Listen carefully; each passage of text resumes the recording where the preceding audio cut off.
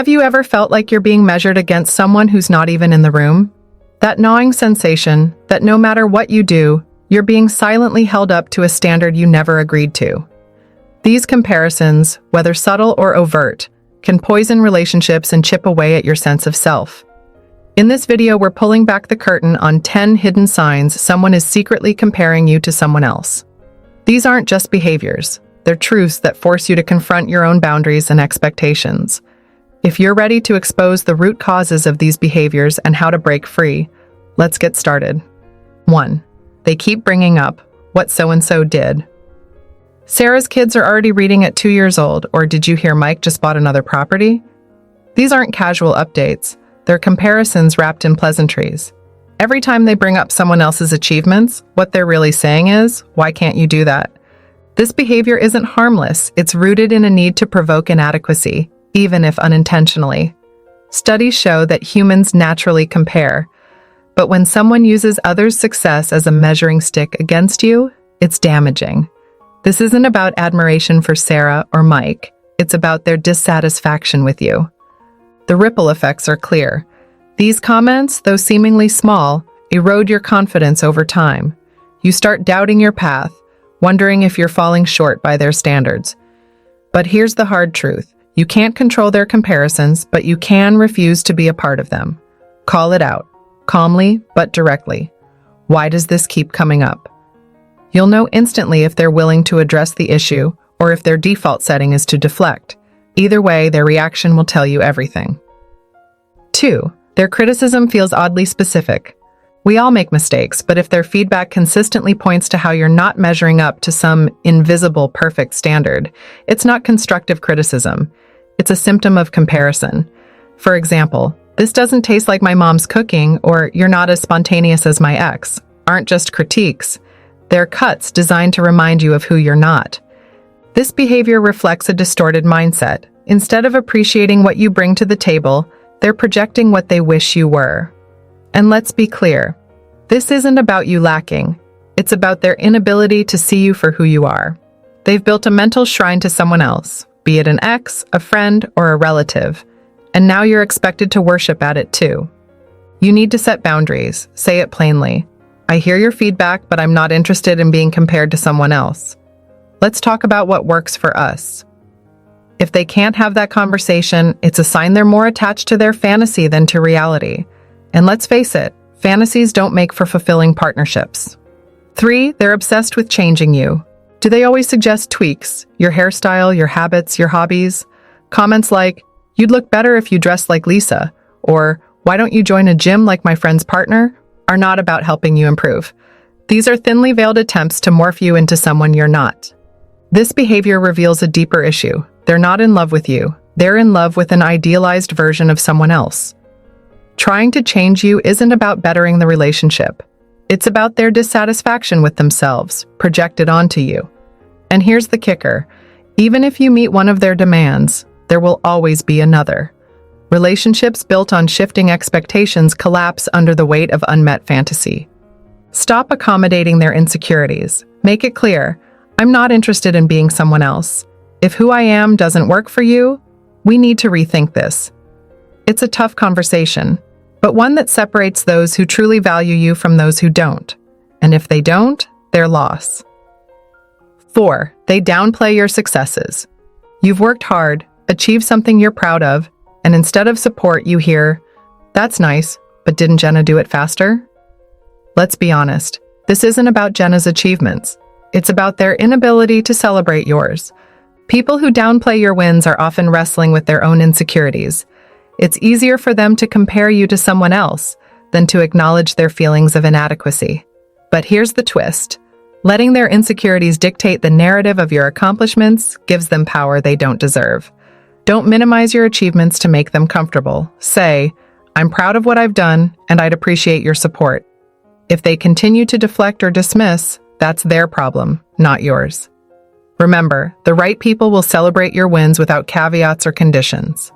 5. Their compliments have a backhand. You're good at what you do, but wouldn't it be great if you were more like Sarah?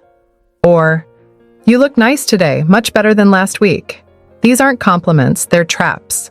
designed to erode your confidence while disguising their real intent, to point out your supposed shortcomings. This behavior stems from insecurity and control. By undermining you subtly, they maintain an illusion of superiority.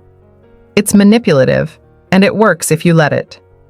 These comments force you to second-guess yourself, planting seeds of doubt where there were none before. Don't play along. Say, "That's not helpful." If you have something constructive to say it directly. This forces them to either clarify their intentions or face their passive aggression head-on. It's a small step, but one that shifts the power dynamic back to where it belongs. 6. They seem more interested in what others think. When they care more about appearances than the relationship itself, it's a clear sign you're being compared. Statements like, "What will people think if we don't do this?" aren't about what's best for you as a couple. They're about managing perceptions. This external focus reflects an unstable sense of self. Instead of building intimacy, they're outsourcing their validation. Every decision becomes a performance, every interaction a calculation. If you're constantly asked to perform for others' approval, it's time to ask, is this about us or about keeping up appearances? Relationships thrive when they're built on connection, not comparisons. And here's the unfiltered truth. If they're more invested in how things look than how things feel, they're not truly invested in you. 7. They're constantly comparing themselves to others. When someone is obsessed with measuring their life against others, it's inevitable that you'll get caught in the crossfire. Comments like, "Why can't I have what they have?" or "I wish I were more like them," are warning signs. This behavior doesn't stay contained, it spills over into how they view you. Comparison is a losing game. Studies have shown it leads to dissatisfaction, jealousy, and strained relationships. The more they compare, the less content they'll be with what's right in front of them. And that includes you. You can encourage them to focus inward, but if they refuse, you need to protect your own peace. Walk away if necessary. Your worth isn't up for debate. Their fixation on others is their problem to solve, not yours to endure.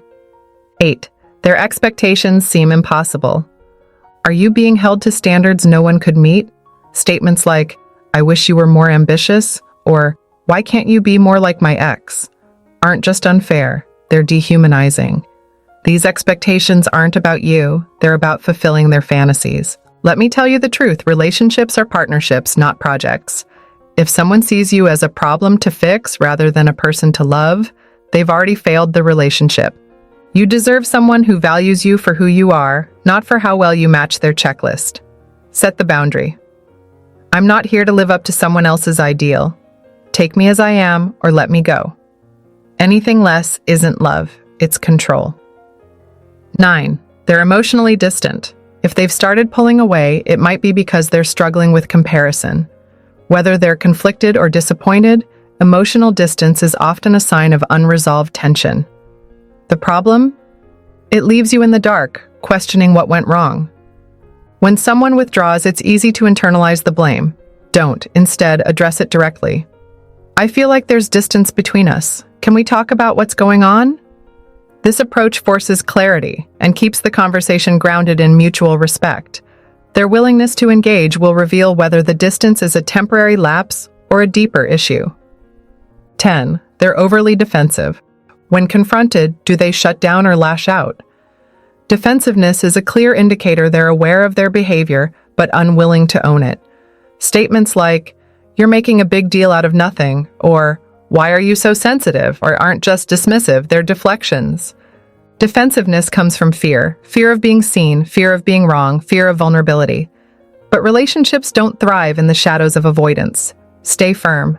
I'm sharing how I feel because it matters. If we can't talk about this, it's going to create more problems.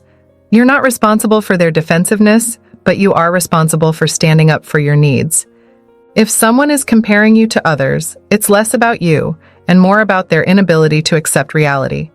Relationships built on comparison crumble. Your worth isn't defined by their dissatisfaction, and your value doesn't depend on meeting their impossible standards. Recognize the signs, set boundaries, and demand better. If they can't see your value, it's their loss, not yours. Remember, you're not here to audition for someone else's approval.